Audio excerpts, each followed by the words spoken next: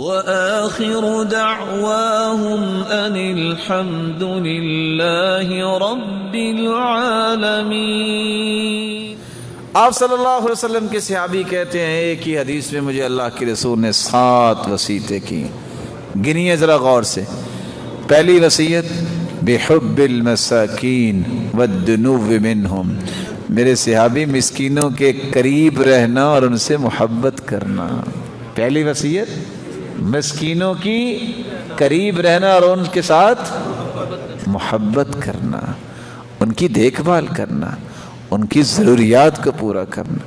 دوسری وصیت وَأَلَّا أَنظُرَ إِلَّا مَنْ هُوَ دُونِي، میں اگر دیکھوں تو اپنے اوپر والے کو نہ دیکھوں، اپنے نیچے والے کو دیکھوں۔ میں اگر سوچتا ہوں میرے پاس 4 جوتیاں نہیں ہیں، میں یہ دیکھوں کتنے لوگ ہیں جن کے پاؤں نہیں ہیں۔ میں اس لیے روتا ہوں کہ میرے پاس یہ نہیں ہے، ایسے لوگ ہیں جن کے پاس کھانے کو لقمہ نہیں ہے۔ نیکی کے معاملے میں اپنے اوپر والے کو دیکھوں، دنیا کے معاملے میں اپنے سے نیچے والے کو دیکھوں۔ اور تیسری وصیت آپ نے فرمائی وَنَاصِلَ الرَّحِمَ إِنْ أَدْبَرَتْ، رشتہ دار خواہ توڑیں بھی مجھے، میں ان کو توڑوں گا نہیں، ان کے ساتھ اچھا برتاؤ کروں گا۔ چوتھی وصیت اللہ اسأل احدا شیئا، کچھ ہو جائے میں نے اپنی ذات کے لیے کبھی کچھ نہیں مانگنا، میں نے اپنی ذات کے لیے کبھی کچھ نہیں مانگنا۔ پانچویں وصیت ان اقول بالحق وان کان مرا، میں بات ہمیشہ سچی کروں گا خواہ کسی کو کڑوی لگے۔ چھٹی بات اللہ اخاف فی اللہ لومۃ لائم، کچھ بھی ہو جائے میں کسی ملامت کرنے والے کی ملامت کا خوف نہیں کھاؤں گا، میں حق بات بولوں گا۔ ساتویں وصیت ان اکثر من قول لا حول ولا قوة الا باللہ فانها کنز من کنوز الجنہ، اللہ کے رسول نے وصیت کی کثرت سے لا حول ولا قوة الا باللہ پڑھا کرو، کیونکہ یہ جنت کے خزانوں میں سے خزانہ ہے۔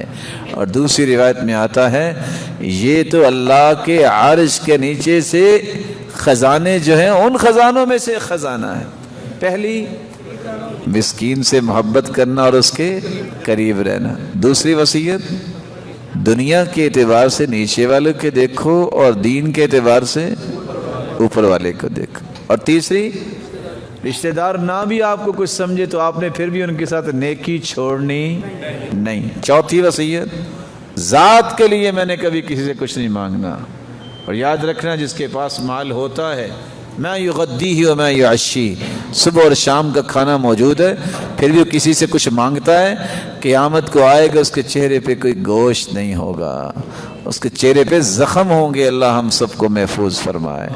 اور پانچویں بات میں سچی بات کیا کروں خواہ کسی کو کڑوی بھی لگے، جیسے میں ابھی سچی کر رہا ہوں آپ کو کڑوی تو لگے گی کہ آپ آ جاتے ہیں یاد کچھ نہیں کرتے، غصہ تو آئے گا آپ کو، لیکن یہ بھی وصیت ہے غصہ کرنا چھوڑ دو، جنت کی ضمانت مل جائے گی۔